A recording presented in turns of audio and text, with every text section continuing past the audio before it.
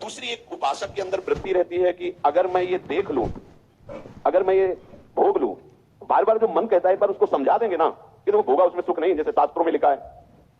ये होता है पक्का, ये मत समझो कि किसी एक की बात है, सबके अंदर ये मन की चालबाजी जो तुम्हारे अंदर वही हमारे अंदर, तुम्हारे सबके अंदर। एक बार देख लेते हैं, हृदय में जलन होती है, पीड़ा होती है, व्यथा होती है।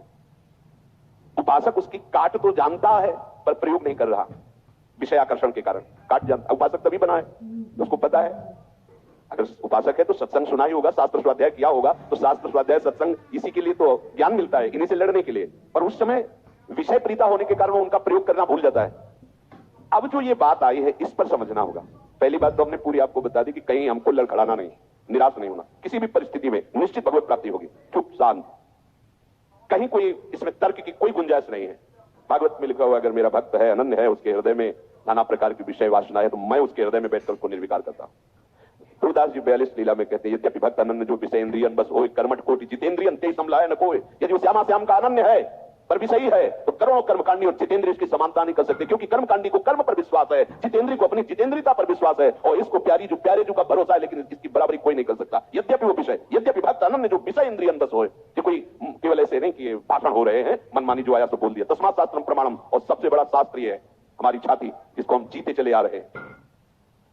ये मन कभी कभी हमको ऐसा प्रेरित करता है, जहां इसको विषय संयोग होने का अवसर दिखाई दिया, कोई क्रिया, कोई संयोग, कुछ, तहां ये मन बुद्धि को इस तरह से आकर्षित करता है कि सुना है शास्त्र, गुरुजन कहते हैं कि सुख नहीं है, पर अगर हम इसे एक बार भोग लेते तो हमें पता चल जाता है कि सुख नहीं, फिर हम अपने मन को समझा देते। इस बात पर आपको सावधान होना है। ये नहीं कि हमारे हृदय में आती, इनके हृदय में आती, इनके आपके हृदय में नहीं, ये चराचर जगत की बात कह रहा हूं। जो मन को पढ़ा जाता है ना, जैसे संत जन दूसरे की बात, एक मिनट, ये सिद्धि की बात नहीं होती, वो अपने मन को पढ़ते हैं और वही बात कहते, तो वही सबके मन में लगा, हाँ अरे यार ये तो हमारे मन की बात बोल दिया, ऐसे ही चल रहा था। ऐसा वो नहीं है कि तुम्हारे मन की बात कह रहे, नहीं, उन्होंने अपने मन को पढ़ा है, अपने मन को देखा है। आप बहिर्मुख इसलिए समझ नहीं पा रहे, वो उसी को पढ़ते रहते, एक एक हरकत उसकी देखिए। तो जब वो बात कह रहे हो, जब आपको मन में वही चल रहा है, तो आपको लगता है तो हमारे मन की आज जो सत्संग हुआ केवल मेरे लिए हुआ, ऐसा उनका मन, उन्होंने अपने मन को देखा है। तो ये मन ऐसी प्रेरणा करता है। जब हमारा मन किसी भी भोग के लिए ऐसी प्रेरणा करे कि यदि हमें ये भोग मिल जाता तो हम अनुभव कर लेते और मन शांत कर लेंगे। ऐसा होता कि बहुत दिन से यार लगा है मन में कि समोसा चटनी लाओ यार एक बार खा के देखते हैं, ये चीज देख लेते, चलाओ टीवी चलाओ, मोबाइल में सर्च करो, ये छू लेते हैं, ये भोग लेते हैं। यही हमारे फंसाने की चाल है। अच्छे से देखना, हम गिरते कहां हैं? जहां हम मन को सपोर्ट करते हैं। मन हमें कैसे दस्तखत करने के लिए राजी करता है?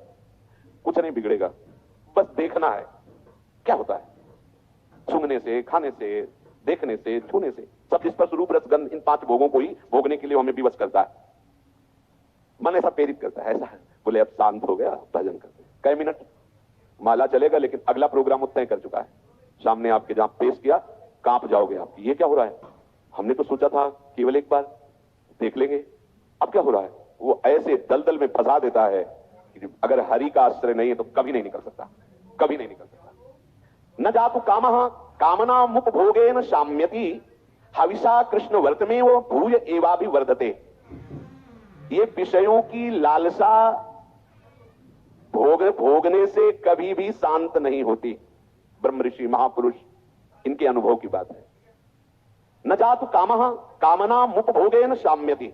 समझ लो, मन को ठीक करने के लिए महापुरुषों के वचन ही शस्त्र हैं, वचन ही प्रमाण हैं। जब हमारा मन ये लालसा पैदा करता है तभी हम उसमें तदात्म हो जाते हैं, क्योंकि हम सुख के लोभी हैं। वो हमें सुख दिखाता है, बस ऐसे, बस उसी समय विषयों की लालसा हमारे सामने प्रकट की गई, मन ने प्रस्तुत किया। ऐसा समझ लो कि जीव एक राजा है और बुद्धि उसकी रानी है और मन उसका मंत्री है, और इस मंत्री ने चतुरता पूर्वक पूरे राजमहल को अपने अंडर में कर रखा है। जैसा ये चाहता है वैसा दस्तखत दोनों से करवा लेता है। मन, हमारी बुद्धि एक एक वृत्तियों पर अधिकार कर चुका है। अगर बुद्धि निश्चय करती कि गलत है, बिल्कुल नहीं सुनता, दस्तखत करवा ही लेता है, समझना। और राजा इतना अधीन हो चुका है बुद्धि और मन के कि वो कुछ निर्णय करता ही नहीं है। जहां जैसे रानी ने इशारा किया तो मंत्री ने कागज रख दिया, उसने दस्तखत कर दिया, पढ़ा भी नहीं कि है क्या ये। अगर वो पढ़ ले और वो रानी और मंत्री की अधीनता को समझ जाए कि मैं इनके अधीन हो रहा हूं, तो आप समझो 1 सेकंड में पूरा सिस्टम ठीक हो जाएगा, क्योंकि वो सर्व सामर्थ्यशाली है। बस चूक यही हो रही, आज तक कभी उसने पढ़ाई नहीं की, क्या पेश कर रहा है, बस दस्तखत कर दिया। उस राजा की क्या दुर्दशा होगी जिसकी रानी और मंत्री भी उसके खिलाफ ही खड़े हुए हैं और उसको लग रहा है सब अनुकूल है। उस राजा की क्या दुर्दशा होगी? क्या है वो राजा, किस बात का राजा है? वही दशा इसकी है।